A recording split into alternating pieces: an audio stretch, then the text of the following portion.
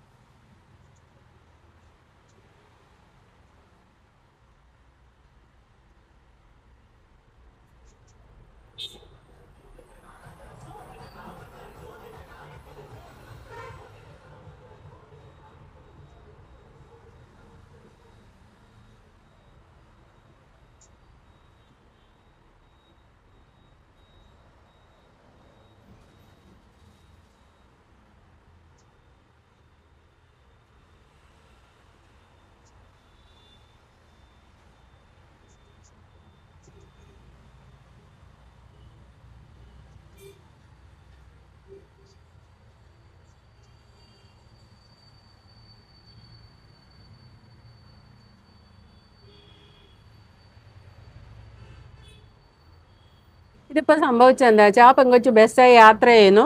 ആ യാത്ര ചെയ്യുമ്പം അയാൾ അടുത്തിരിക്കുന്നു നമ്മുടെ നോട്ടത്തിൽ, അതായത് പ്രേക്ഷകരായ നമ്മുടെ നോട്ടത്തിൽ ഒന്നും സംഭവിക്കുന്നില്ല. അയാൾ വെറുതെ അടുത്തിരിക്കുന്നു. ഈ പെങ്കൊച്ച് വെറുതെ മാസ്ക് ഇട്ട് വന്നിരുന്ന് വീഡിയോ എടുത്ത് വിടുന്നു. അപ്പോൾ ആ പെങ്കൊച്ചിന് വൈറലാകാനോ അതിനു വേണ്ടി മറ്റൊരാളുടെ ലൈഫ് തകർക്കുന്നു, വെറുതെ വ്യാജ പരാതി പറയുന്നു. ഇതൊക്കെ നമുക്ക് തോന്നുള്ളൂ. അങ്ങനെയാണ് ഇപ്പോൾ സോഷ്യൽ മീഡിയ ആ കൊച്ചിനെ വിലയിരുത്തിക്കുന്നത്. പക്ഷേ ഇതിൻ്റെ അകത്ത് ഒരു പോയിന്റ് എനിക്ക് തോന്നി, ആ കൊച്ചിനെ അയാൾ തൊട്ടിട്ടൊന്നുമില്ല. പക്ഷേ എങ്കിൽ രണ്ടുപേരിരിക്കാവുന്ന സീറ്റിൽ കയറി ഇരുന്നിട്ട് അയാൾ അമങ്ങി, അതായത് ഞെക്കി അമക്കിയാണ് ഇരിക്കുന്നത് ആ പെങ്കൊച്ചിനെ. അതിൻ്റെ അർത്ഥം എന്താ വെച്ചാൽ നമ്മൾ കൈ നല്ലപോലെ ഇങ്ങനെ ഇട്ട് വിസ്തരിച്ച് രണ്ടു തോളും ഫ്രീ ആയിട്ട് ഇങ്ങനെ ഇരിക്കും. അതേസമയത്ത് ആ കൊച്ചിതേ ഇങ്ങനെയാണ് ഇരിക്കുന്നത്. അതിൻ്റെ അർത്ഥം അയാൾ അതുപോലെ ഞെക്കുന്നുണ്ടെന്ന് തന്നെ നമ്മൾ മനസ്സിലാക്കണം. ഇത് പറയുമ്പം ഞരമ്പന്മാരായ ആണുങ്ങളെ കുറിച്ച് പറയുമ്പോൾ നല്ല ആണുങ്ങൾക്ക് അത് മനസ്സിലാവുന്നില്ല. അങ്ങനെയൊന്നും ആണുങ്ങൾ ചെയ്യില്ല എന്നുള്ള രീതിയിലാണ് ഇപ്പൊ സോഷ്യൽ മീഡിയ പറയാം. ഇതിൻ്റെ അകത്ത് ഉത്തരം ഞാൻ പറയാം. ആണുങ്ങൾ ഇപ്പോഴും പെൺകുട്ടികളെ കിട്ടിയ അവസരത്തിൽ തിരക്ക് വന്നായിട്ട് ഉപദ്രവിക്കുക. ഈ തോണ്ട് വിദഗ്ധന്മാരും ഉണ്ട്, പിടിക്കുകയും ചെയ്യും, ഞെക്കുകയും ചെയ്യും. പ്രായോ അവരുടെ വസ്ത്രധാരണോ മാന്യമായ വസ്ത്രധാരണമാണേലും പിടിക്കും. അതിനൊന്നും ഒരു മാറ്റവും ഇല്ല. അതെല്ലാം നടക്കുന്നുണ്ട്. പക്ഷെ ഈ പെങ്കൊച്ചിനെ ഇപ്പൊ എല്ലാവരും കൂടെ ഇട്ട് അങ്ങോട്ട് അപമാനിക്കുക ചെയ്യുന്ന, ഈ പെങ്കൊച്ച് അറിഞ്ഞുകൊണ്ട് വെറുതെ വൈറലാകാൻ വേണ്ടി എടുത്തിട്ടതാണെന്ന്. പക്ഷേ എങ്കിൽ വീഡിയോ ശ്രദ്ധിക്കുമ്പോൾ അതിൻ്റെ രണ്ട് കൈ അത് ഒതുക്കി പിടിച്ചിരിക്കുക. അതിൻ്റെ അർത്ഥം അയാൾ ഞെക്കുന്നുണ്ടെന്ന്, അയാൾ എങ്ങും തൊട്ടിട്ടില്ല. പക്ഷേ പറഞ്ഞ പോലെ സോഷ്യൽ മീഡിയ ഇപ്പോൾ പറയുന്ന പോലെ ആ പെങ്കൊച്ച് ഇങ്ങനെ അല്ലായിരുന്നു അത് പ്രതികരിക്കേണ്ടത്. ഇങ്ങനെ പ്രതികരിച്ചുകൊണ്ട് തെളിവില്ലാത്തതുകൊണ്ട് എവിടെയും തെളിവാണ് വേണ്ടത്. എവിടെയെങ്കിലും തൊടുന്നതായിട്ടുള്ള ഇല്ലാത്തതുകൊണ്ട് തെളിവില്ല പോയി. അതേ സമയത്ത് ആ ഓൺ ദ സ്പോട്ട് വീഡിയോ എടുക്കുമെന്നും അല്ലേ ചെയ്യുന്നത്. അങ്ങോട്ട് മാറിയിരിക്കടോ, ഇത്ര ഇടയുണ്ടായിട്ട് താൻ എന്തിനും ഇങ്ങോട്ട് കയറിയിരിക്കുന്നത്. ഇച്ചിരി ഒച്ച ചോദിച്ചാൽ മതി. സൗണ്ട് ഇടുക എന്നുള്ളതാണ് ഇതിൻ്റെ അകത്ത് ഏറ്റവും നല്ല ഒറ്റമൂലി. സൗണ്ട് ഇട്ട് ചോദിക്കുമ്പോൾ നമ്മുടെ കൂടെ നിൽക്കാനും കുറച്ച് പേരേലും കാണും. തനിക്ക് വേറെ സീറ്റില്ലേ, അവിടെ പോയിരിക്കുക. അല്ലെങ്കിൽ ഈ പെൺകുട്ടി അയാളുടെ അടുത്തുനിന്ന് ഇറിറ്റേഷൻ ആകുമ്പോൾ എഴുന്നേറ്റ് മാറാം. ഈ പെങ്കൊച്ച് സൂത്രവിദ്യയിൽ വീഡിയോ എടുത്ത് പരസ്യമാക്കി ആയിക്കോട്ടെ ഒരു പണി കൊടുക്കാമെന്ന് ആലോചിച്ച് നേരെ തിരിച്ചിപ്പോൾ സംഭവിച്ചു. ഈ പെങ്കൊച്ചിനാണ് ഇപ്പോൾ സംഭവിച്ചിരിക്കുന്നത്. എല്ലാവരും കൂടെ ഇതിനെ ഒരു ഫ്രോഡ് രീതിയിലായി സംസാരം. അപ്പം ഇനിയിപ്പോൾ ചിരിക്കാനുള്ളതാണ്. ഈ പെങ്കൊച്ചിനെ ഇപ്പം കളിയാക്കിക്കൊണ്ട് നമ്മുടെ രേണുസുധീനെ കളിയാക്കുന്ന അവർ വന്നിട്ടുണ്ട്. അവരുടെ ആ വീഡിയോ എനിക്ക് വളരെയധികം ഇഷ്ടപ്പെട്ടു. നിങ്ങൾക്കും ചിരിക്കാനുള്ളതുകൊണ്ട് അതുകൊണ്ട് പ്രതികരിക്കുന്നത് എന്ന് വെച്ച് ഞാൻ ആ പെങ്കൊച്ചിനെ കളിയാക്കുന്നതല്ല. ഇവർ ഇട്ടത് എനിക്ക് ഇഷ്ടപ്പെട്ടു, വളരെയധികം ഇഷ്ടപ്പെട്ടു. കാരണം അവരുടെ അഭിനയം കണ്ടിട്ട് ഇഷ്ടപ്പെട്ടാണ്. അതൊന്ന് കാണാം. കണ്ടില്ല ഗൈസ്, എന്റെ കടച്ചക്കമ്മയാൾ തൊട്ടു. ഇനി KSRTC ബസ്സിൽ എങ്ങനെ പോവും? ഞാൻ പ്രതികരിക്കാൻ പോവാ, ഞാൻ മോന്തൊക്കെ അടിക്കാൻ പോവാ. താന്റെ കടച്ചക്ക പിടിച്ചില്ലടോ, എന്റെ ജീവിതം പോയി. ഹലോ ഗൈസ്, ഞാനിപ്പോൾ നമ്മുടെ KSRTC ബസ് സ്റ്റാൻഡിലാ. ഇപ്പൊ വൈറലാവണമെങ്കിൽ ബസ്സിൽ കയറിയാൽ മതി എന്നാ കേട്ടത്. അപ്പൊ അതിന് ആവശ്യമുള്ള സാധനങ്ങൾ പറയാം. ഒന്ന് മാസ്ക്, പിന്നെ ഇതേമാരത്തെ ഗജമുട്ട് സാധനം. അപ്പൊ നമുക്ക് ബസ്സിൽ കയറാൻ പോവാം. അപ്പൊ നമ്മൾ ആൾക്കാരുള്ള സീറ്റിൽ ഇരിക്കരുത്, ഏതെങ്കിലും മാവന്മാരുള്ള സീറ്റിൽ ഇരിക്കുക. എന്നിട്ട് ബാക്കി പരിപാടി കാണിച്ചത്. അപ്പൊ മാസ്ക് വെക്കാതെ മാസ്ക് വെച്ചു. പിന്നെ ക്യാമറ ഓണാക്കി കണ്ട. ഏതോ ഒരു ഹതഭാഗ്യം ഇരിക്കുന്നുണ്ട്. ക്യാമറ ഓണാക്കി ഇവിടെ വയ്ക്കുക. നമ്മളിങ്ങനെ പൊക്കി വയ്ക്കുക.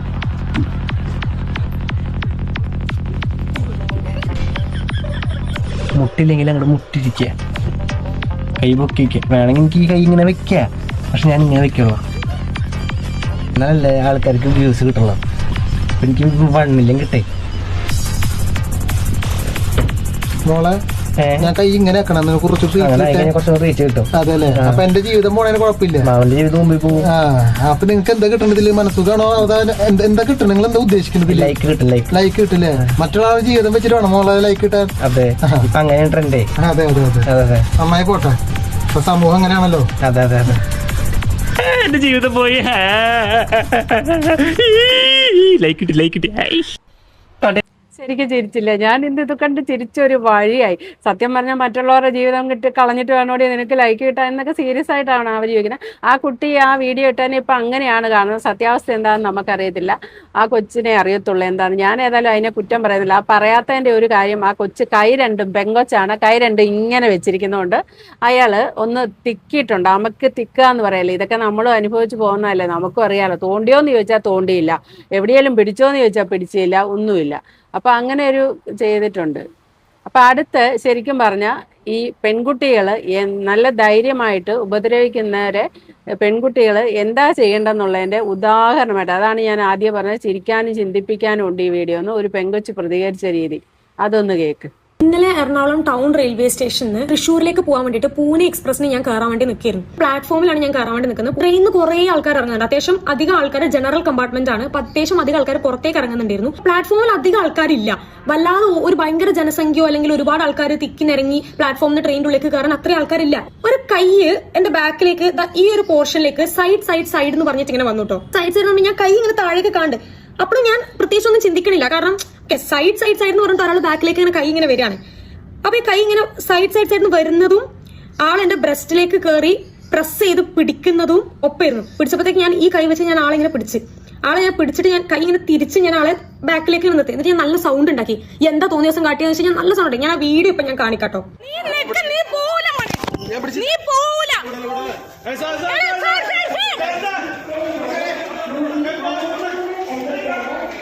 അപ്പൊ ഞാൻ ഇത്രയും സൗണ്ട് ഉണ്ടാക്കിയപ്പോഴത്തേക്ക് ആൾ ആദ്യം ഒന്നും പറഞ്ഞില്ല. പിന്നെ ആൾക്കാരൊക്കെ കൂടാൻ തുടങ്ങിയപ്പോഴത്തേക്ക് ആള് പറഞ്ഞു ഇല്ല ഇല്ല ഇല്ല, അങ്ങനെ തന്നെ വീണ്ടും റിപ്പീറ്റ് ചെയ്യാൻ വേണ്ടി തുടങ്ങി. അത് ആള് പിടിച്ചിട്ടില്ല എന്നുള്ള രീതിയിൽ. അപ്പം ആളെ പിടിക്കാൻ പോയ ഗ്യാപ്പിൽ ഫുൾ ബ്ലാങ്ക് ആയിപ്പോയി. കാരണം ആളിന്റെ കയ്യിൽ നിന്ന് ഓടുകയും ചെയ്ത് ഫുൾ ബ്ലാങ്ക് ആയപ്പോ അവിടെ നിന്നൊരു ചേച്ചി ഇങ്ങനെ പറയണ്ടായിരുന്നു, സാരില്ല മോളെ, അതൊന്നും ഒരു പ്രശ്നമുള്ള കാര്യമല്ല, സാരില്ല, എന്തായാലും മാലി അങ്ങനത്തെ ഒന്നല്ലല്ലോ പൊട്ടിച്ചത്, അതുകൊണ്ട് പ്രശ്നമില്ല എന്ന് പറഞ്ഞു. ദേഷ്യം വന്നപ്പോഴത്തേക്ക് ഞാൻ നല്ലോണം സൗണ്ട് റേസ് ചെയ്തിട്ട് പറഞ്ഞു ആളെന്റെ മാല പൊട്ടിച്ചതല്ല, ആളെന്റെ ബ്രസ്റ്റിൽ കയറി പിടിക്കുകയാണ് ചെയ്തതെന്ന് ഞാൻ പറഞ്ഞു. പോലീസുകാരൊക്കെ എനിക്ക് എങ്ങനെയാ അവരോട് നന്ദി പറയേണ്ടതെന്ന് അറിയില്ല. ഭയങ്കര നല്ല പോലീസുകാരായിരുന്നു. എറണാകുളം ടൗൺ റെയിൽവേന്ന് ഞാൻ പരാതി എഴുതി.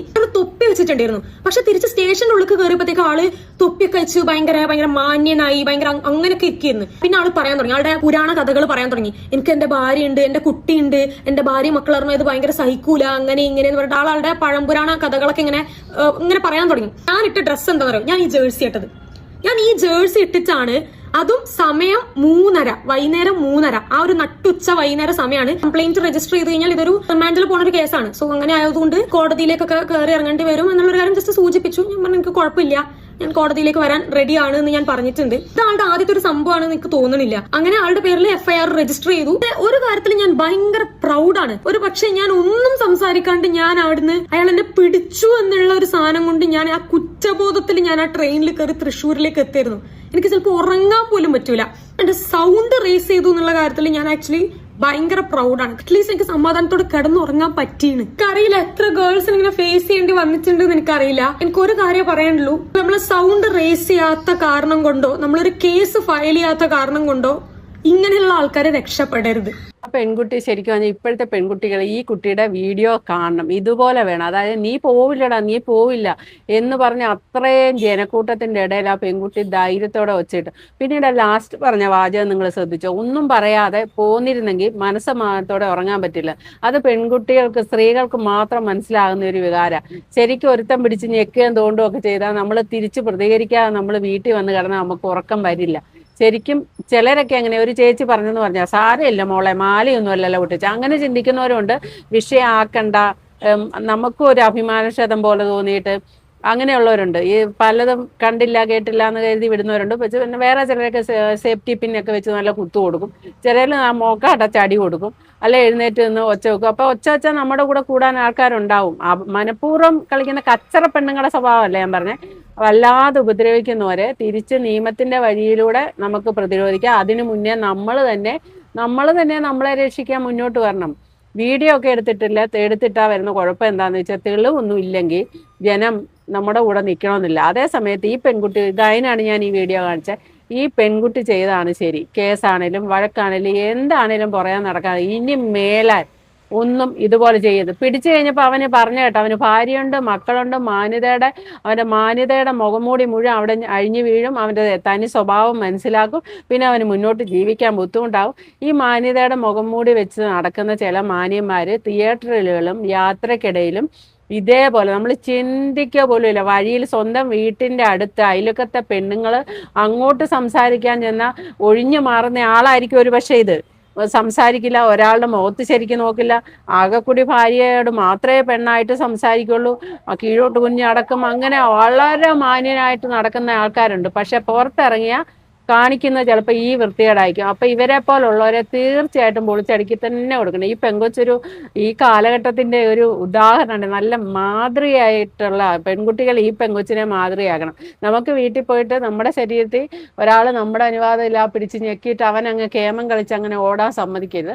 നല്ല ആണുങ്ങളെയല്ല ഈ പറയുന്നത്. നല്ല ആണുങ്ങൾ, മാന്യന്മാരായ അമ്മയും പെങ്ങളെയും തിരിച്ചറിയാവുന്ന ആണുങ്ങളാണ് കേരളത്തിൽ കൂടുതലും. ഇടയ്ക്ക് ചിലതങ്ങൾ പൊട്ടുപഴച്ച് ഇതുപോലത്തെ അഭിനയം കാഴ്ചവെക്കും. അവരെ അങ്ങനെ വെറുതെ വിടരുതെന്നാണ് എൻ്റെ ഒരു അഭിപ്രായം. അപ്പോൾ okay, thank you for watching. അടുത്ത വീഡിയോ.